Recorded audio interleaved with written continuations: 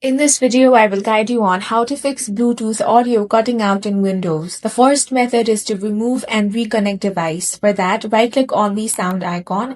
Now open Sound Settings. Here, go to Bluetooth Settings. Find your device. Click the three dots. Select Remove Device. Then, add or pair it again. Test the audio after reconnecting. For the second method, you want to reinstall the Bluetooth driver. For that, open Start menu, search Device Manager, find Bluetooth, expand the list, right-click your Bluetooth adapter, select Uninstall device, confirm Uninstall, then restart your computer.